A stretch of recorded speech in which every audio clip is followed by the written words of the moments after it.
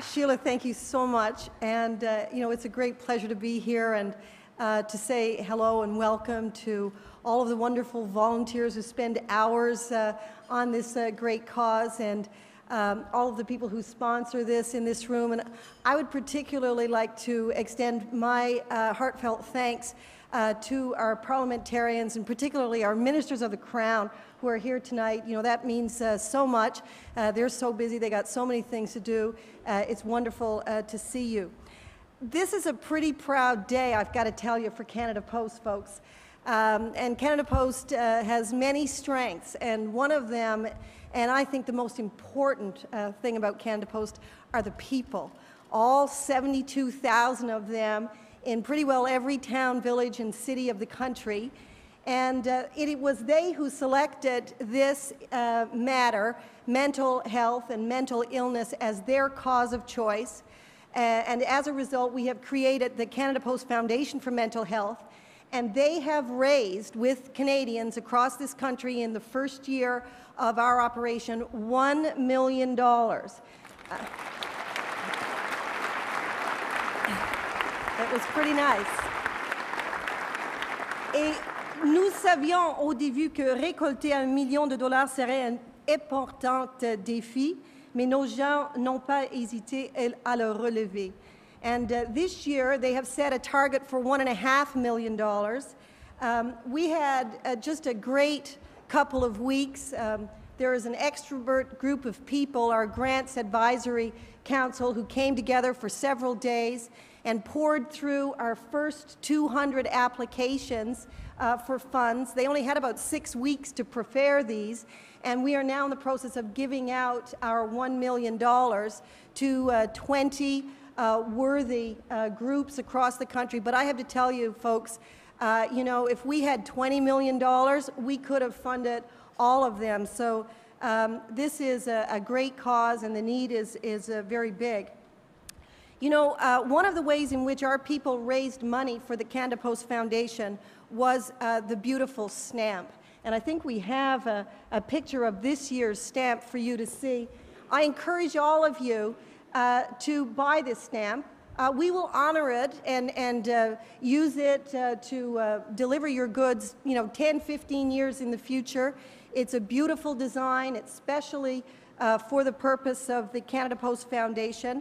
And, we think that with this and the bag that you saw earlier this evening, we're already on our way to raising that $1.5 million this year. We are very proud to be a part of this event. Mental Health Awareness Week has already made a huge difference in Canada. It has helped people talk about a matter of great importance. If people who struggle with mental health issues were able to access and receive the sort of health care support that other maladies can, it would be a very different story. But we're on our way. I have a great privilege here today for another reason, because I can honor publicly one of the trustees of the Canada Post Foundation for Mental Health, Phil Upshaw. And yeah, that's right, everybody.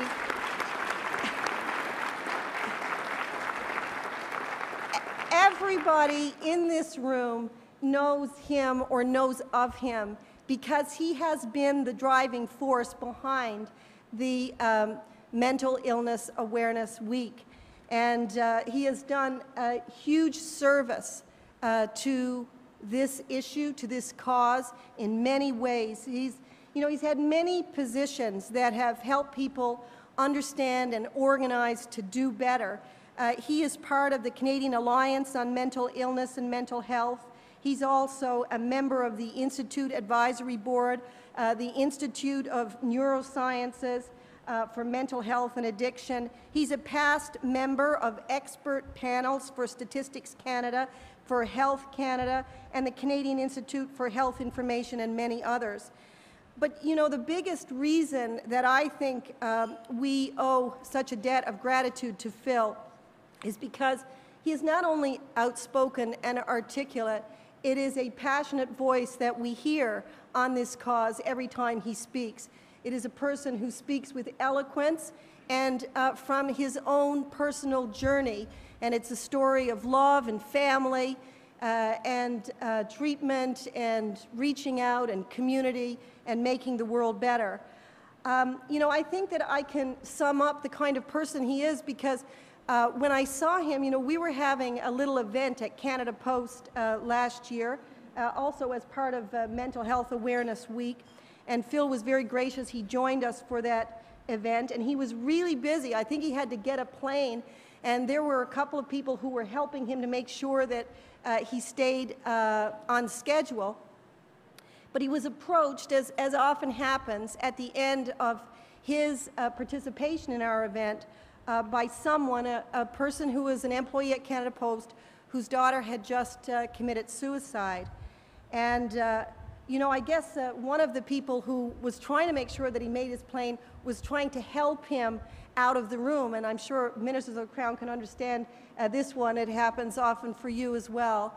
But the kind of person that he is, he just said, no, that's all right, we'll stay. And he talked and he stayed for well over an hour. And I think that's the sort of personal commitment that you have in a person like Phil Upshaw. So I am just as honored and as pleased as can be to be able to tell you about his accomplishment and his achievement and the fact that we wouldn't probably all be here today in such an organized fashion if it were not for Phil. Phil, you are admired by everyone in this room, not only because you are a great advocate and a great spokesperson, but because you understand the importance many times of just being there. And I think I speak for everybody here, and certainly my fellow trustees on the Canada Post Foundation for Mental Health, to say we just heartily endorse this recognition, this award, this outstanding contribution that you have made to this issue. Phil, would you join us?